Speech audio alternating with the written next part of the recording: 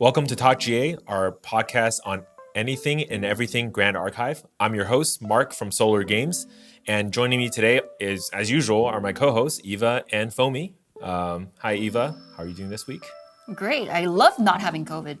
It's fantastic. Must be nice. Fome, how's COVID? I don't know. How's your COVID? Okay, I'm good now, so I'm not passing COVID to everybody, but I did give it to my whole family, so that's no. I still have a bit of a cough, but I'll try to keep it in for the podcast. That's why we all got tea.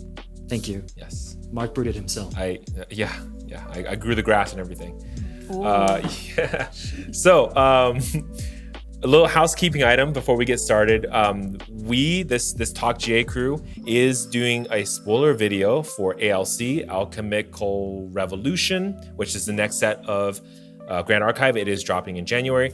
Our spoiler video will be available on this channel on November 2nd. So that's when it will be uploaded. I can't give you any specific times, but on that day, you'll see it and you'll be surprised. It'll be a good one.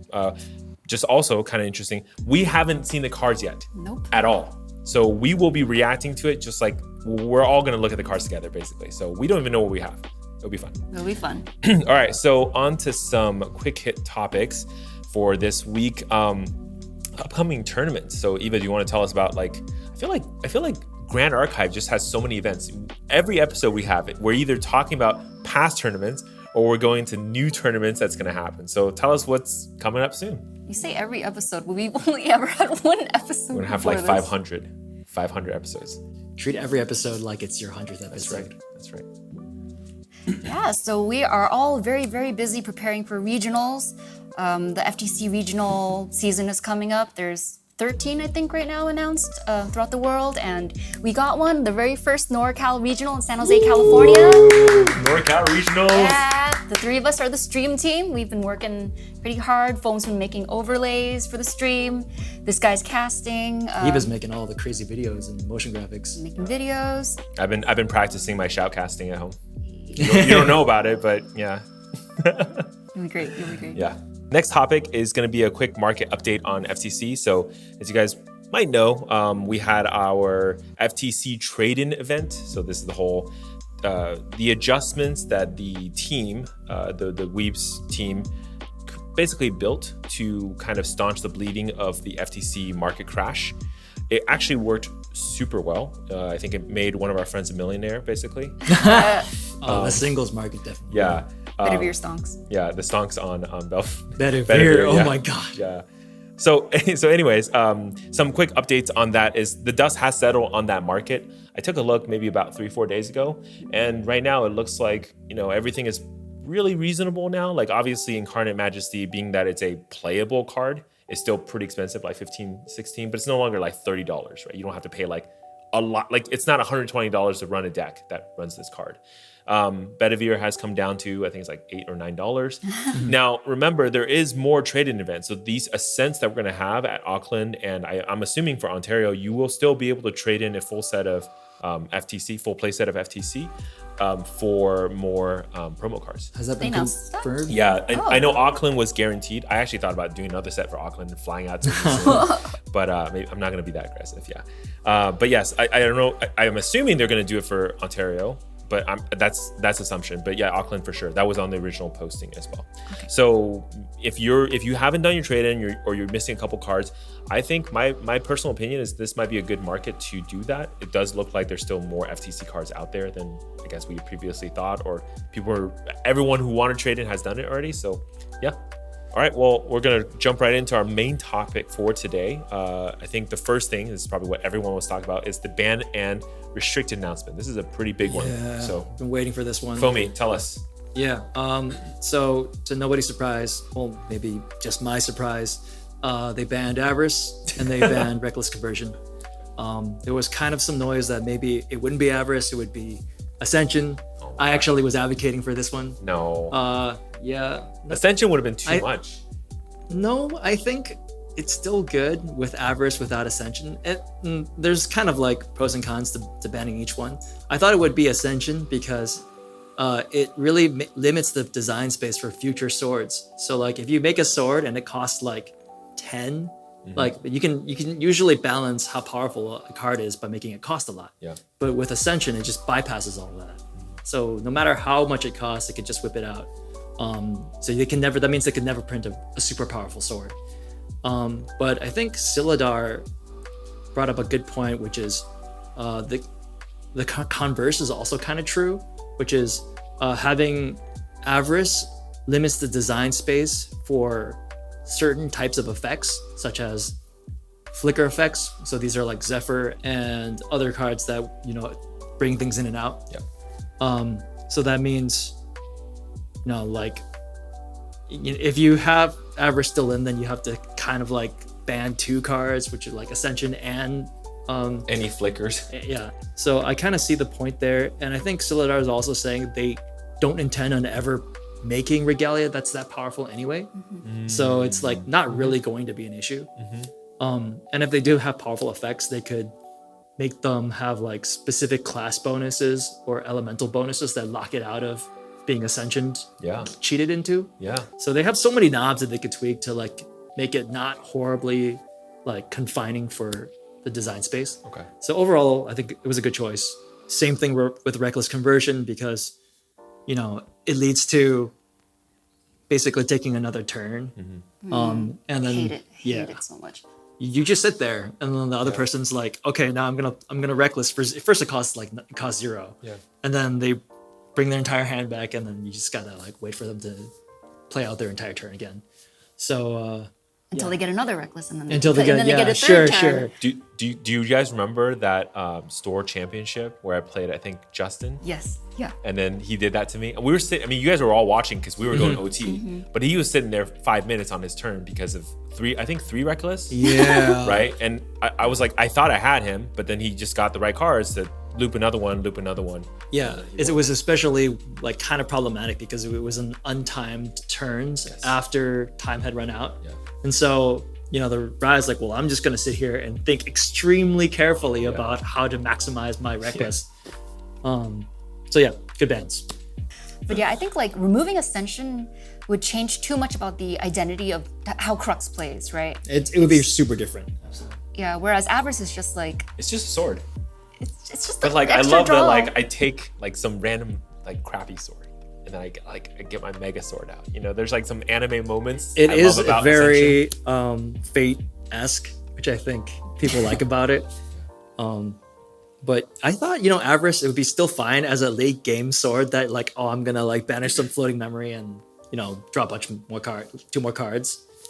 Because late game there's not as much use for floating memory otherwise. Yeah. That's my justification for why Avarice was fine to stay in if you ban Ascension.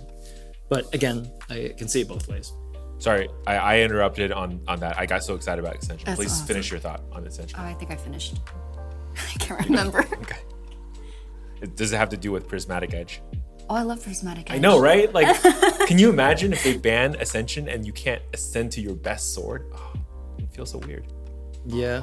Just pay for it, but No, yeah, I'm not paying for it. would- I'm never gonna pay. I'm never paying for it. But you always begrudgingly Ascension into Avarice. You wanted to always Ascension into Prismatic, but like because it was much better to Ascension into Avarice, you're like, Oh, me? Yeah. No, yes. Oh, Yeah. absolutely. I would always have like indecision of like, because I really like Prismatic, but I'm like, everyone does Avarice. Everyone says drawing cards is better. So I'm like, which one should I do? But now I don't have to make a decision Yeah. anymore. Just go Great. for the one that sparks joy. Right. Yeah, I think the problem with cards like Avarice is if the card is so much better than any other choice, it's a must include, and it actually gives less variety for decks. Sure. So now, like without Avarice, okay, pick whatever sword you want. Maybe your end game sword is not going to be Prismatic. It might be some other sword, and that I think gives actually more variety. Players have like more variance in their deck, and just feels more like there's options, choices. Not like I have to. These are 7 cards that are always locked in for my deck, right? Totally. And you're already seeing that increase in diversity. Yeah. Like within the Crux package, like people don't really play Infusion or didn't really play Infusion before. They very rarely played Spirit's Blessing, although Saban did bring in the spice that one time. But now like the Lorraine deck is transformed into something completely different and it plays both of those cards. Fun. It's like kind of like a multiple attacks, Yeah. put everything on my big sword and like draw a bunch of cards deck, which is like seems to be a lot more on brand anyway too. Yeah, or the other one that we talked about the other night, right? Why not run the Insole into Majestic? Like but now that's opened up so much more avenue because we don't have to do. In fact, we can't do loops anymore, the way that we did it before, anyways. So, yeah, I think it's a good change. All right, so moving on to Proxia's Vault. It's another big part of the BNR announcement. You want to talk about Proxia's Vault, Fome? Yeah. So first, what is Proxia's Vault? It's basically a way for them to inject brand new cards immediately to have a very quick impact on the meta, to address particular issues that they're observing. And these cards are proxiable by anybody. Yeah. You can print it and just take it to your store and play. Yeah. And if they're having the desired effect in the future, they'll actually put it into the main set of something. They're not meant to stay around forever. It's like a year. I think it's 1 year since they're out. They're legal. And so with this BNR announcement, we got our first Proxia's Vault cards. The first one is Scepter of Lumina, and the other one, what is it? Stone Scale Band. Yeah. And there are some really interesting cards. Scepter of Lumina is a water regalia. Would you like me to read that card? Yes, please. Okay. Help me say my throat. Yeah. All right, I got you. Scepter of Lumina. So both these are material deck cards, regalias. So Scepter of Lumina is a water material. It has a materialization cost of 1.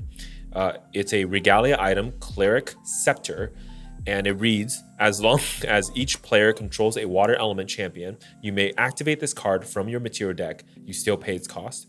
Whenever your champion levels up, deal 4 damage to target champion you do not control. Spicy. And then for 5 and banish Scepter of Lumina, you can draw 2 cards. Love it. Okay. Water players. Yeah. Let's go. I mean, it speeds up games. So tell us like about what the purpose of this card is. Why was it created? Why is this the proxy card? I think Eva, you can attest to how long water mirrors typically last, right? Yes, we know very, very well. Mm-hmm. I always ask Eva, like, did you finish game 1 yet? Oh my god! I'm like, so you're 0-0 time? and then we're like, all right, Eva, what turn is it? And you're like, we're still on game 1. Our local game store was like, do you want us to change it from BO3 to best of 1 so that you have a better chance? But we have a lot of people that love water at our locals. This card was printed to speed that up. You'll hopefully get in like 4, 8, maybe 12 extra points of damage. So it's like as if their starting health is half. Yeah. Which I don't know if it's actually speeding it up that much. I don't know. I've been seeing players just purely get the 2 cards off of it, which I think is interesting. Yeah. It's like they don't want to keep it around. It's just value. The damage? I don't know. Yeah. Most fireballs, like we can do 11, 12 damage. We feel really good. 2 of those, right? So that's what we're looking for in game. And by the time you get to level 3, you have already done your 12. So you only have to just make 12 more. In my deck, I do 28 damage with Scepter Lumina. I've been playing the crap out of this card. It is so much fun. It is basically the key missing piece from Fog Xander, which is a deck that I've been trying to play since the beginning of FTC when they released Innervate Knowledge. If people recall in the first TalkGA, I was like, oh my god, I really want to break this card with Xander Korhazi's Chosen, which you keep re-leveling and de-leveling the level 3 so that you become Stealth and Spell Shroud every turn. So annoying. Your opponent can't kill you. And now I don't even have to play things to kill you. It just eventually will kill you by itself. Okay. And it was a lot of fun. Mark and I had some good games. With, do you agree? True Sight, but yeah. Dude, you have barely any True Sight. No, that deck had 0 True Sight. It's true, yeah. And Fracture Eyes. There's Sword of Seeking, pretty much on site, and Fishing Accidents are for the Majestic Spirits or the Carls. Carl. Get all those True Sight allies out of here. Yep, it's true. Cool. Second card on the Proxy's Vault is the Stone Scale Band. I'll read the card to everybody so they know. It is a 0-cost material regalia item, Tamer artifact, that is Terra elements, so these are advanced elements. Class bonus, on enter. Discard up to 3 ally cards from your hand and or memory and draw that many cards. For 1 and tap, until end of turn, you may activate ally cards as though they had fast activation. Let's talk about this card. That's a lot. Yeah. Good for Terra. Good for Terra, yeah. Good for Terra. More than good. Yeah. So I had the privilege of playing against this card. Ruminating was actually running this in his deck against me. And when I saw this card, I was not impressed. And then when I saw him play it, I think it was game 1, I realized when he didn't do something, he forgot to banish, by the way. So he didn't actually use the first part of this card at all. He thought it was any time. It was supposed to be on enter. I realized this card is insanely good because the way that it feels if you play it, it actually can make it feel almost like a Reckless Conversion plus a Avarice kind of combined together. But you don't draw cards. You do. You banish 3 allies from memory. Then you draw 3.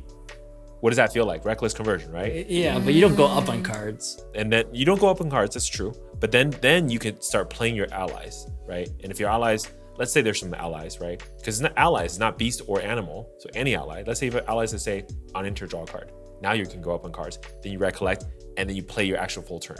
So there's a lot of shenanigans you can do with this card. And remember, it costs 0. So you go to Terra, you just grab it. Oh, yeah. It's not like you're going to, go to Terra, pay some cost. You don't have to worry about that. You don't need floating memory. You're not going to hurt your memory by going down cards on this card.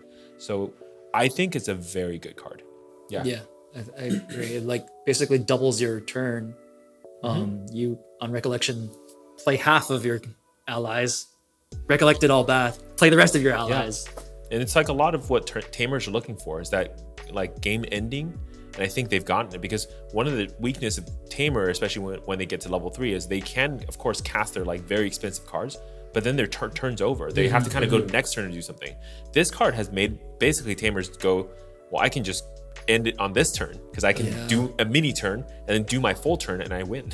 Right. Yeah. It's like Tamer was lacking the explosiveness that the other classes were capable of. Yep. Where like Tamer's like thing was it would play one thing and then it would get killed, and then they play another thing and it would get killed. Yeah. And now it's just like boom, boom, boom, boom, recollect, boom, boom, boom, boom, you're dead. Yeah. And because it's fast speed, all this stuff is happening in that pre-recollection phase. Yeah, your opponent's just sitting there watching this stuff. Yeah, if they put a bunch of cards down into memory because they think you can't have explosive turn, they're absolutely wrong.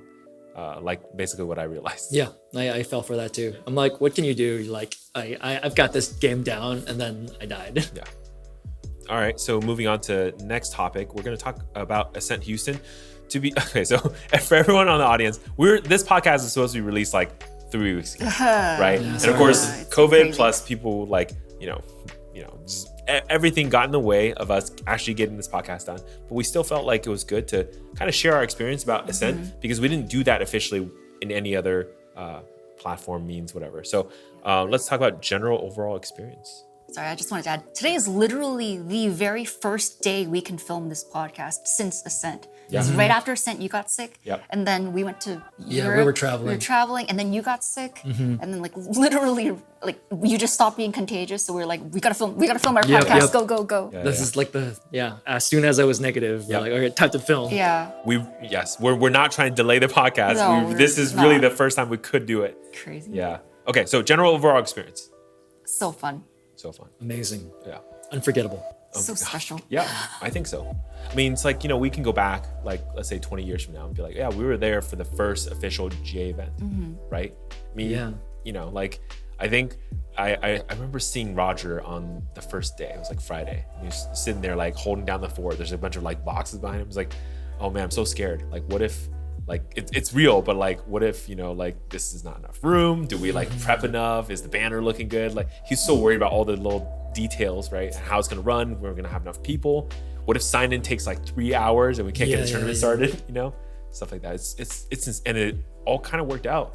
and their team is small. So I was very impressed. I was very impressed for their first event. They work hard. Yeah, these guys, they're really they're pushing themselves to make the players happy. Yeah, for sure. So there are two main events at Ascent, Path of Steel and Path of Silver. So I was participating in Path of Steel, which is like the competitive event. Top 32. Dude, What? congrats. Top 32. Top 32, 18. 18. 18 Yeah, forever. you made day 2. That's day incredible. Yeah, it was really good.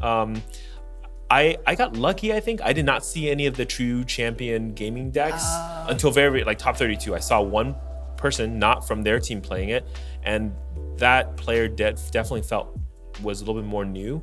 And so there were moments where I saw like mistakes, but it's like, it's like top 32. So I'm not really going to say anything during the game. But afterwards, we had a conversation. I told him like, hey, if you play this order, that would be a little better, etc. So there's that.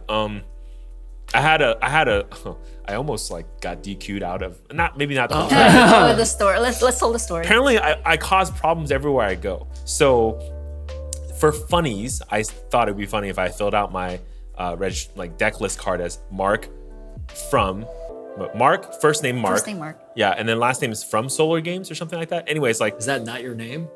Yeah, is that not your legal name? Did your parents not name you probably Mark from not Mark from SolarGames? SolarGames actually is my real name. And then of course, like, I don't see my name on the list before like game 1, right? And then I'm like, so I walk up to the judge corner. I'm like, hey, I don't see my name on there. And then one of the judges was like, no problem, we'll add you in there. And then so he added Mark SolarGames. So I was like, oh, cool, it's good. And of course, I sit down at the table that I'm supposed to be at for game 1. And then within about 15 minutes later, Rometta comes over and says, hey, Mark, you're supposed to be playing Ver at table 32. And I'm at like, let's say 60 something. And I was like, what? And he's like, yeah. I'm like, so then I look and here's what happened. So I got added as Mark SolarGames, but I never got confirmation that which one I was being used, right? And so I actually didn't see when I was looking through the list, I did not find Mark SolarGames. I found Mark and my real last name. And then, so I sat down where I was like, well, if there's another Mark, my last name, at this event, they're gonna tap on my shoulder and say, I'm supposed to be here. Yeah, I thought it was another Mark. We all thought it was another Mark. So I was like, well, I have to sit somewhere, right? And then that never happened. So I figured that must have been what they entered, right? They figured out my real name, whatever, and they entered that, which... So you never gave it to them? Or did you? What do you mean? Your real name? I didn't give it to Some anybody. weird doxing thing happened. No, but this is Eventbrite. So like when we buy tickets from Eventbrite, I think they use your... Anyways, so he's like, you're supposed to be playing Ver at table 32. So I stand up, and this whole thing, basically Rometta was like, we might have to give you a match loss. Not a game loss, match loss. And right in round 1, that would have been devastating. Yeah, you sending me would have been to lower brackets. If I hit any deck that's like anti my deck, I'm really looking bad, right? So I was like, oh my gosh, I really tried to do all the right things. Luckily, when I think, Nog did, like, head judge Nog was like looking at the situation.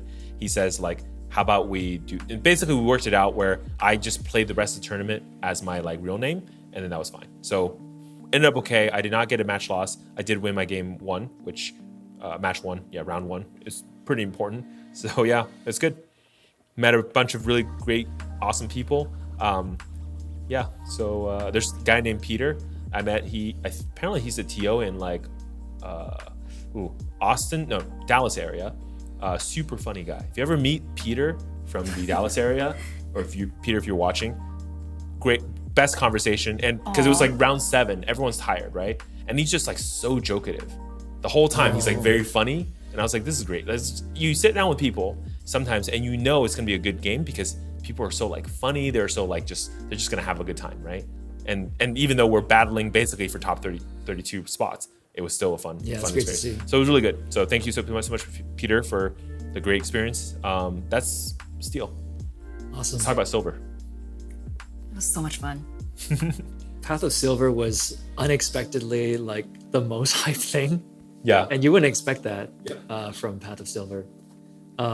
For people who don't know what that is, Path of Silver is basically the competitive collecting tournament. And if you're hearing that, it sounds like, oh, then it's just going to be a competition of who's the biggest whale. But it was far from that. Yeah.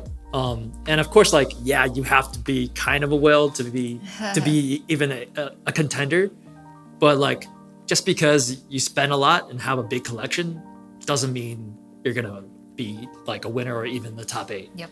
It's really about maximizing the points. And so this is how the whole thing works. Each card has a point value. Yeah. And so you can just sum up, the point value of your cards. Foils are worth more than non-foils. CSRs are worth more than that.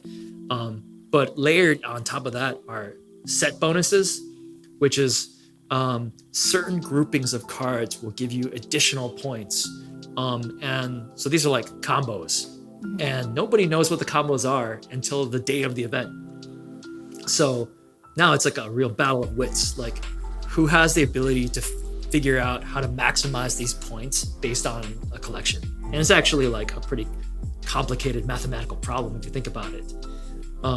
So whoever can come up with the way to calculate this maximum score within the shortest amount of time is very likely to win. So you need not only need a pretty sizable collection, but what most people would do is just like pool collections from a bunch of people, so they would be like a team. But you'd also need like very good statistical thinking to be able to pull that off. Well, our friend Lee. Yeah, got first place. Lee. And I mean, if you know anything about Lee, he's like completely deserves it. Like this guy is. I mean, yeah, he's a programmer, and he's been thinking about like how to solve these kind of problems for quite a long time. Yep, he and Benton have been preparing for silver for like a while. Yeah, and there's a lot of different strategies you can employ. Actually, he was poring over code, basically the entire first day of Path of Silver. And I swear it was like in that room, it was like the floor of the New York Stock Exchange, where like he was like, I need a Merlin right now. Who has a CSR Merlin? And then like people will like be like, no, I got it. I got you. Yeah. What about the combos? So was it beneficial to try to max out all the combos? So if you like, was the winner the person who did all the combos? But so the combos are worth different amounts. Okay. So you want to get the highest number of points with the least amount of cards. It's because so the thing is, you have to submit a collection of 50 cards, which is not a lot. So with that small pack of cards, how do you maximize your score? And there's just like so much energy in the room when they were doing the award ceremony. That was so hype. Yeah. I think we'll never forget that feeling. Yeah. I would never have expected to see that from a collection contest. Right. That photo of Lee, where he's like about to drop all his prizes because he got so much like boxes of stuff, whatever, right? The trophy and everything is it's insane. Eva, what do you think about prizing? So I think you participated in silver, right? Do you feel like the pricing was good for Path of Silver? Would you recommend people do Path of Silver? Well, I don't what was the pricing even? We haven't. They made it. There was that playmat, right? The Inspiring Call playmat. I thought it was really nice. I don't think we got that. What? Did the we? Inspiring Call? Yeah, we have the playmat. But I think. We did. But they have to ship us the. We got them. They came in the mail. Oh, yeah. okay. Yeah, I got them safely stored away. Oh, okay. I haven't seen them yet. Yeah, I haven't actually opened up the packaging. Oh, okay. Well, Tell us what the cards are. I don't even know what did you get? Is there a card? Yeah, it's the Inspiring Call. It's basically if you have to pass a certain number of points. And if you pass that points, basically you get a bunch of stuff. I don't know how they did this so well. It was like just generous enough so that almost everybody could get it, but you have to like put a lot of effort into it. So that was kind of like a stroke of genius. Yeah. Like I am pretty excited actually to do Path of Silver again. I feel like it was a really fun challenge, and I am a little bit biased because I like organizing data. Like it's like putting together a puzzle, right? Yeah. And like spreadsheets. It was my jam for some reason. That and also working together as a team with all our friends in a hotel room, just like being like, who has a foil? Blah blah blah. Oh, I have that. Like, oh, this set is better than this set. Oh, I have the card for that. Just like the energy was so much fun. Nice. And then did you do you see people trading for cards for Path of Silver? I when I first saw this thing, I thought that was what's gonna happen. Is there's gonna be a lot of like trading on the floor? Was there a lot of that happening? I mean, we were borrowing a lot of cards from each other, but I will say that Lee bought at least one card after he figured out his optimized list. He was like, I need to buy this, and he went downstairs and came back up with, with his purchases. That's so crazy. It was crazy. What card did you buy? Curious. Maybe we should. Are we allowed to? Should we say? Let's just keep it on the just in case, because this is like, I think that because he identified this before anyone else was part of the reason why he got first place. So much secretive. I don't know. It's like more secret than our deck list on Steel. No, exactly. It's like even more skill intensive than. I'm joking. It's not. It's not more skill intensive than Path of Steel, but it's surprisingly skill taxing. Sure. And we want Lee to win Path of Silver at Nationals, or was it World? It was either Nationals or Worlds Universe? that had. Grand Archive Universe competition. I'm a world champion collector. Like, just imagine having that title. Yeah, that's insane. Yeah. That's the goal. Cool. Oh, and they said they would make it harder in subsequent versions of Path of Silver. So the combos might have more creative combinations or multiples and things like that. Yeah.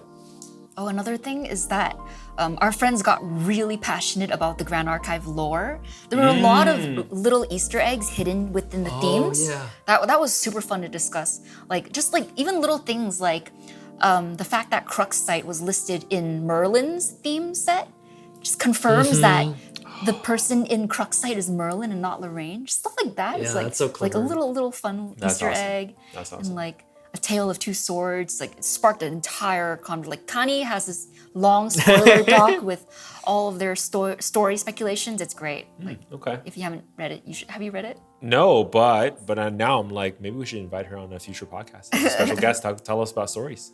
So kind of wrapping up Ascent, favorite Ascent moment. I thought it was really special, just like how much everyone was there to celebrate the game. We saw a bunch of cosplays. I think that was really special. Like this guy right here dyed his hair to cosplay Mordred. It's still blue. And you're wearing your Lorraine-inspired outfit. My Lorraine cool. casual-inspired outfit. And then Connie cosplayed Bedivere. There was a Sylvie cosplayer. The energy was great. I really liked meeting Hanchu. Because I was cosplaying as like her special promo art of the Anime North casual, like modern version of Mordred. Yeah. And getting to meet her, and then she was like really appreciative of like someone cosplayed her art and had to talk to her a lot. That's kind of cool. Took a picture together, and she's so nice. And Didn't she give you a hug like the day after? Yeah. I was like, yay! that made my event. Yeah. It's very wholesome. Yeah. Oh, and speaking of wholesome, getting to meet people in real life that we had only known online before or like looked up to. Yeah. That was really cool. Right, like wasn't there like a whole thing where people writing their screen names on their shirt? Or sorry, like a name tag, but it would be like your Discord name, not your real name, right? That makes sense. Like I met DeJesus randomly. Oh yeah. I was like at the ticket redemption booth. DeJesus like, hey, Mark from SolarGames. I'm like, DeJesus? He's like one of the few people who have his like real face on his avatar, right? That's right. I was like, wait, you're here? Because the whole time he was still typing. Remember, during Ascent, the GA Discord was really dead, like really dead, right?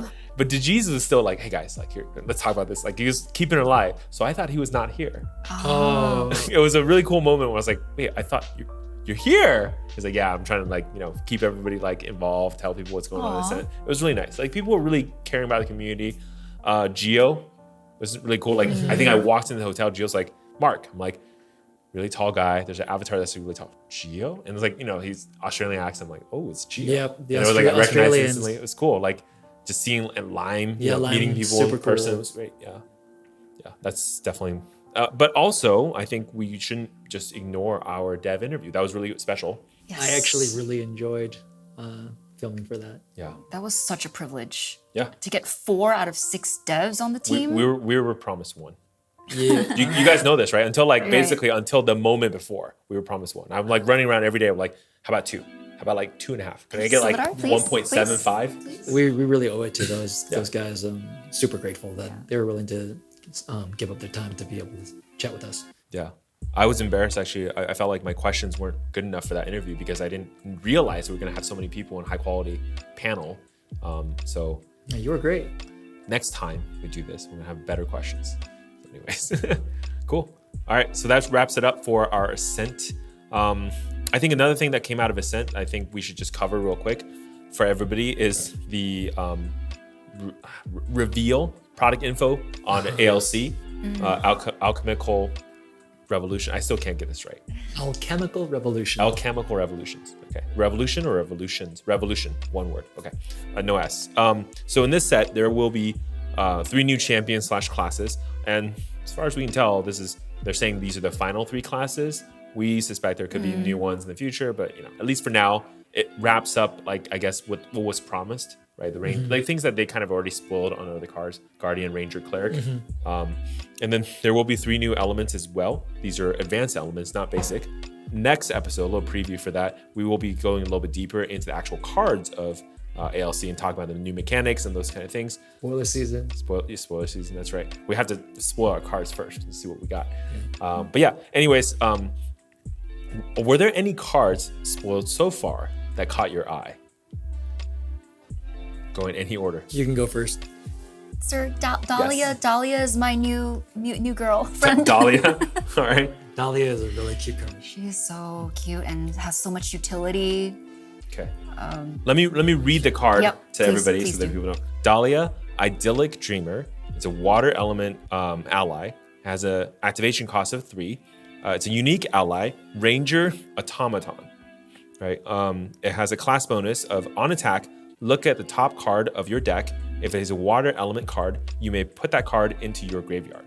Okay. And then Dahlia has range X, where X is the amount of water element cards in your graveyard. And just to explain range to people, range is basically a mechanic that's saying if a ally is in a mode called distant, that means they're kind of like backline if you think about it, then they can do X more, I think it's like plus X for that turn, right? Until the end step. So X is where they just get more damage. And this ally is a 1 attack, 3 defense ally.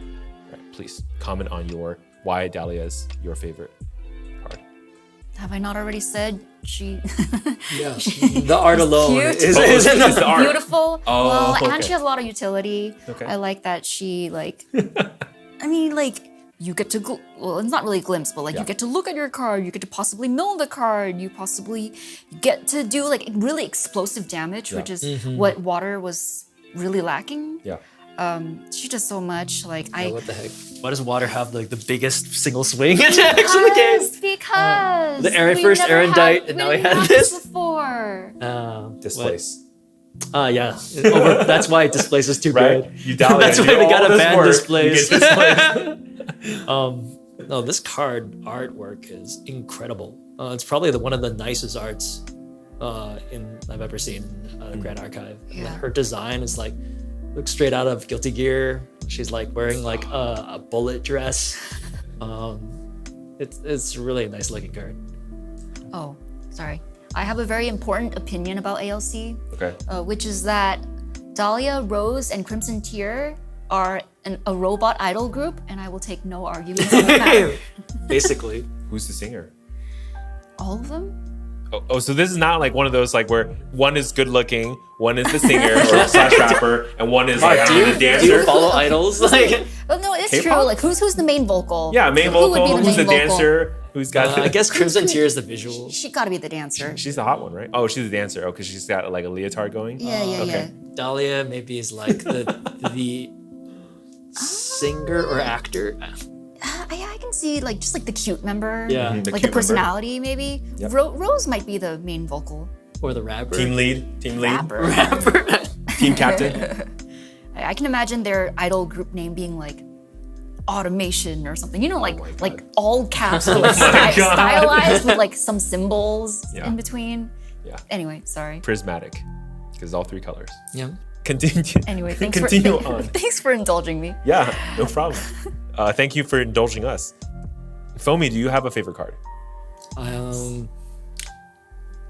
So nothing is super jumping out, but I thought one that was kind of intriguing is the domain as The Sanctum? just speaking of domains. Yeah. The new domain that was revealed.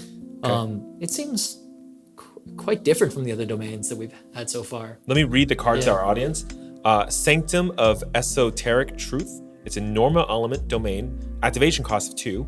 Domain Cleric Throne. Whenever your champion levels up, you may put 2 cards from your hand and or memory on the bottom of your deck. If you do, draw 2 cards. That's it. So kind of like an Orb of Regret type of thing. But the fact that that's it, there's no downside. There's no upkeep. That's the first domain with no upkeep, which is really sad because that means Right of Realm is like even more useless. But the leveling up and down thing got the gear spinning. The Fog Xander. But I kind of it's probably not good enough because it doesn't do anything on its own. And so like if you play this, you're down a card, but you haven't gained any advantage yet. And then you have to level up and down, which means you have to spend even more cards to do it. So like you're gonna spend a lot of cards to try to get this kind of a looting effect, which is really strong. It's putting, looking at 2 cards every time you do it is not trivial. But it's gonna be difficult to say if it's gonna be good or not. Yeah. Right. So we do have a question this week from our viewers. So this is on, I think, YouTube. This is on YouTube. Before I get started on that, if you have a question for TalkGA, easiest way to do this is if you're watching on YouTube or any of the platforms, then make a comment in the comment section, #TalkGA, and then your question. Or if you're listening on a podcast platform, then you can simply email SolarGamesLLC@gmail.com. Again, just subject TalkGA questions, and then I'll know it's for this podcast. So the question from Walter D02 is, I don't necessarily think so yet, but is it possible there are too many options and variety in GA? I think a little bit more specifically, it seems super difficult to lock down and build sideboards accordingly because there is no one deck at the moment, and I don't think there can be. Feels like there's always a counter to one deck you may play. Is that healthy? I'll pass this to Fome, actually. It's kind of a good problem to have, too much variety. Actually, I wouldn't have agreed with this premise just like maybe like a couple weeks ago, but I think post bans, there is actually going to be a large amount of variety. And I think it's kind of a feature of the game that it's supposed to feel impossible to sideboard for every situation. And it's like that with other card games too, right? Like you're not supposed to be able to have an answer for everything. You have to kind of make a meta call and be like, well, I think most people are going to be playing this, so I'm going to stack my sideboard with the answers against this. But I think this person brought up something really interesting, which is there seems to be a lot of strong silver bullet cards in Grand Archive that is, I think, not as prevalent in some other card games, whereas other card games have like soft counters in, for example, give us an example of a silver Fractured bullet. Crown. They made like a bunch of trinket regalia that just hose one color. And like Viridian Trinket. Yeah, Viridian Trinket is disgusting. It's gross. And I think we were worried about it being strong. It's actually the strongest trinket, right? Everybody's running it because it's like, oh, my opponent's playing water. I'm gonna pull this out and cost 0, and then like you're like, unless you can do 0 cost domain. Yeah, like it's a really strong trinket.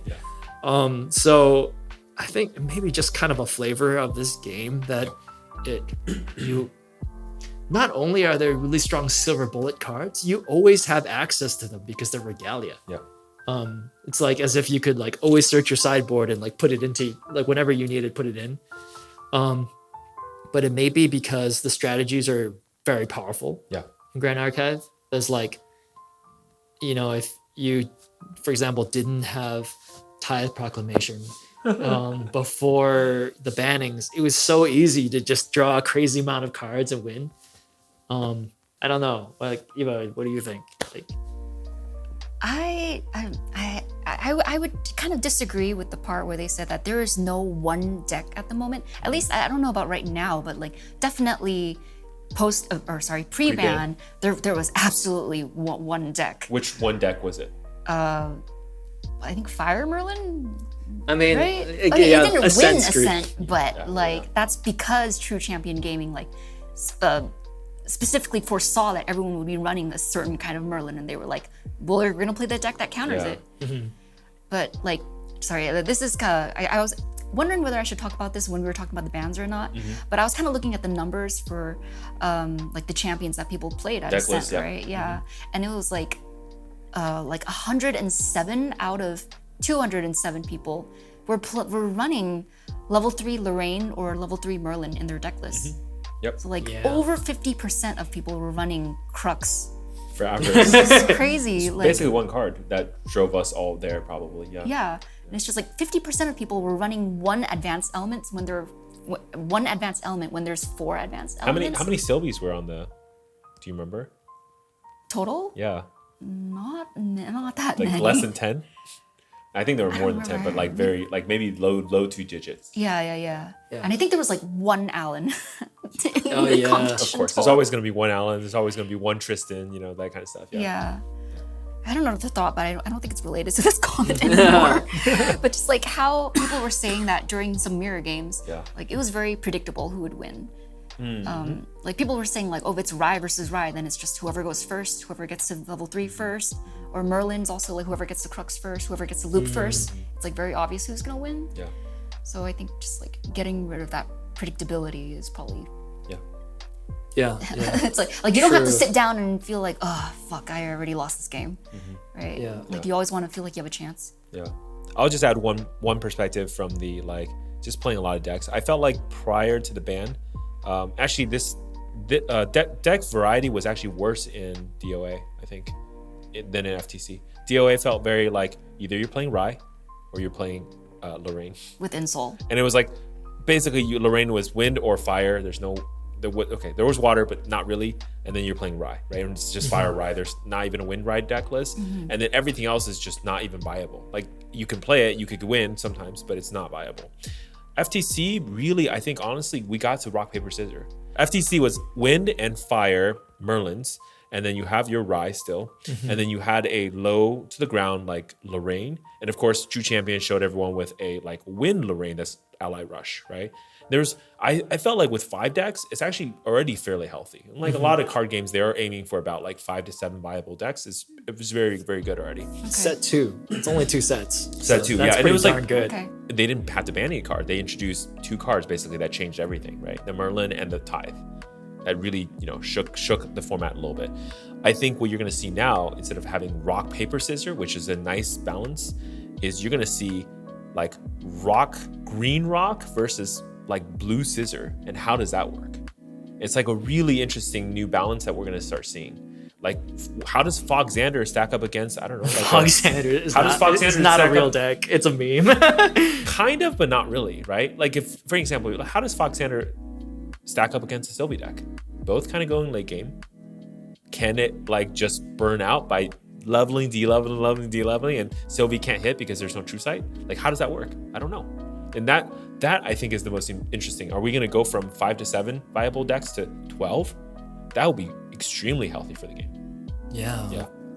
I don't know. I mean, again, after the regionals, we'll have a better idea. But I actually think we're walking into a very healthy meta right now. Super exciting. Well, I think that's going to be it for us.